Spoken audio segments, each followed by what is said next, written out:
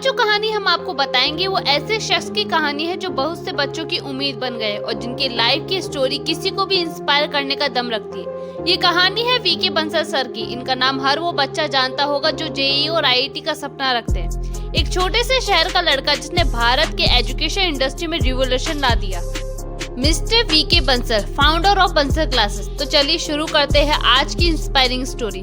तो ये कहानी है एक ऐसे लड़की की जो उत्तर प्रदेश के साउथ में बुंदेलखंड के एक छोटे से शहर झांसी में, जिसका जन्म होता है 26 अक्टूबर 1949 में, जिनका नाम रखा जाता है विनोद। पिता का नाम है बिशंबर दयाल अग्रवाल, माता का नाम अंगूरी देवी। 1950 में विनोद जी के पिता का ट्रांसफर लखनऊ में हो गया। विनोद जी ने अपनी शुरुआती पढ़ाई अपने पास के स्कूल में की थी। विनोद जी जब छोटे थे तब उनकी आर्थिक स्थिति कुछ ठीक नहीं थी, इसलिए वो घर में ही लगे लालटेन की रोशनी में पढ़ते थे। विनोद जी कहते हैं कि जब उन्होंने अपने पिता से इस बारे में पूछा कि उनके पास वाले घर में बिजली है लेकिन उनके घर में नहीं है, तो इस पर उनके पिता कहते हैं कि अगर आप सभी क्लासेस में टॉप करोगे तो हमारे घर में भी जल्दी ही बिजली आ जाएगी। इस बात का असर विनोद जी पर काफी गहरा हुआ। उन्होंने ये बात ठान ली थी कि उन्हें ही अपने घर की बिजली लेकर आनी है। एंड तब से इतने मन लगा के वो पढ़ाई करने लगे कि उनके हर क्लासेस में वो टॉप करने लगे। 1957 में विनोद जी को 372 रुपए की स्कॉलरशिप मिलती है। उस टाइम पे ये रकम काफी बड़ी होती थी। आखिरकार विनोद जी ने अपनी मेहनत से लाइट की व्यवस्था भी कर दी थी। 372 रुपए में उन्होंने अपने घर से लालटेन हटाकर बिजली का कनेक्शन करवा लिया था। 12th में मेरिट में आने पर उन्हें कॉलेज बनारस हिंदू विश्वविद्यालय में एडमिशन फ्री में हो गया था। फिर स्कॉलरशिप मिलती है 75 रुपए की और साथ ही ट्यूशन भी फ्री, जिससे उनकी इंजीनियरिंग में कोई भी प्रॉब्लम नहीं आई थी। तो पढ़ाई में उनके बिल्कुल भी पैसे नहीं लगे थे। इंजीनियरिंग करने में उन्हें 5 साल लगे। इंजीनियरिंग के बाद उनकी पहली जॉब लगती है राजस्थान कोटा में 400 रुपए और 75 रुपए इंक्रीमेंट के। शुरुआती टाइम पे उन्होंने अपने करियर की शुरुआत जेके सिंथेटिक्स से एक इंजीनियरिंग के रूप में की थी। जॉब करते हुए उनको 3 साल हुए थे कि उनके पेरेंट्स ने उनकी शादी खुद की पसंद की लड़की से करवा दी, जिनका नाम था नीलम। लाइफ में सब कुछ अच्छा चल रहा था। शादी के 1 या 2 साल काफी अच्छे थे। देन उसके बाद उनके बॉडी में कुछ चेंजेस आने लगे। विनोद जी को मस्कुलर डिस्ट्रॉफी नामक एक बीमारी हो गई थी। ये बीमारी मांसपेशियों को कमजोर और धीमा करने लगती है। उन्हें इस बीमारी के बारे में 1974 में तब पता चला जब वो जेके सिंथेटिक में काम कर रहे थे। उन्हें मांसपेशियों में कमजोरी और दर्द महसूस हुआ। उन्हें सीढ़ियां चढ़ने में भी कठिनाई होने लगी। जब डॉक्टर के पास गए, उन्होंने अपना चेकअप करवाया कई महीनों तक, बट कुछ भी पता नहीं चल रहा था। एक दिन उनके पास उनके डॉक्टर का कॉल आया और आखिर में डॉक्टर्स ने उन्हें बताया कि उन्हें मस्कुलर डिस्ट्रॉफी नामक ये बीमारी है और इस बीमारी के चलते वो उठ नहीं पाएंगे, मतलब वो अपने पैरों पे खड़े होने में भी असमर्थ रहेंगे और वो अपना प्रोफेशन भी कंटिन्यू नहीं रख सकते।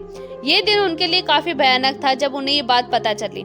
वीके बंसल सर को ये एहसास हो गया था कि अब वो अपना जॉब कंटिन्यू नहीं रख सकते, इसलिए उन्होंने 1983 में जॉब छोड़ने की सोच ली थी। वीके बंसल जी ने अपनी नौकरी छोड़ने के बाद वो काफी निराश हो चुके थे। उन्होंने कई लेटर्स लिखे अलग अलग न्यूरोलॉजिस्ट को, पर कुछ भी पता नहीं चल रहा था। तभी उनके पास उनके एक फैमिली फ्रेंड उनसे मिलने आए, जो कि पेशे से एक डॉक्टर ही थे।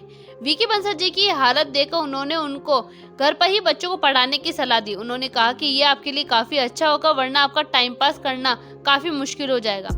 बंसल सर को उनकी ये बात जच गई और वो बच्चों को घर पर ही पढ़ाने लगे। शुरुआती दौर में बंसल जी ने अपने ही मोहल्ले के छात्रों को इंजीनियरिंग प्रवेश परीक्षाओं की तैयारी कराने में लगे। धीरे धीरे उनके पढ़ाने का तरीका भी लोकप्रिय हो गया।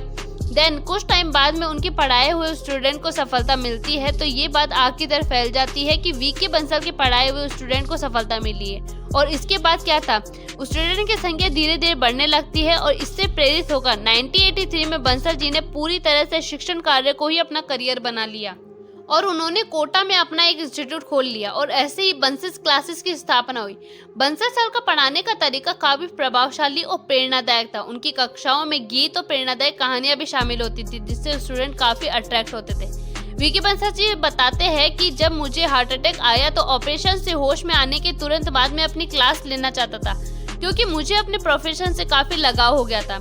बंसल क्लासेस की सफलता ने कोटा में कई और भी कोचिंग सेंटर को आकर्षित किया और इससे कोटा में एजुकेशन एनवायरनमेंट में बढ़ोतरी हुई, जहां कई कोचिंग सेंटर स्थापित हुए और यहां आने वाले स्टूडेंट की क्वांटिटी भी बढ़ने लगी। कोटा एक इंडस्ट्रियल एरिया था, पर बंसल क्लासेस की सफलता ने उसे एजुकेशनल हब बना दिया था। धीरे धीरे कोटा में बंसल कोचिंग सेंटर को कंपटीशन देने के लिए और भी कई कोचिंग सेंटर खुलने लगे। देन दूर दूर से स्टूडेंट यहाँ आए, जेईई और आईआईटी की प्रिपरेशन करने। तो इसकी वजह से कोटा में लाइब्रेरी, रेस्टोरेंट और हॉस्टल्स भी और भी ज़रूरत के सामानों की मांगे बढ़ने लगी थी।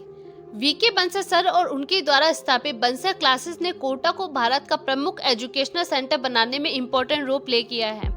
2021 जो कि पूरे वर्ल्ड को हिला देने वाला साल था और इसी साल में पूरी दुनिया कोविड-19 से जूझ रही थी और इसी साल में हमारे एजुकेशनल एनवायरनमेंट को बढ़ावा देने में जिनका सबसे बड़ा हाथ था उस व्यक्ति को हमसे छीन लिया था।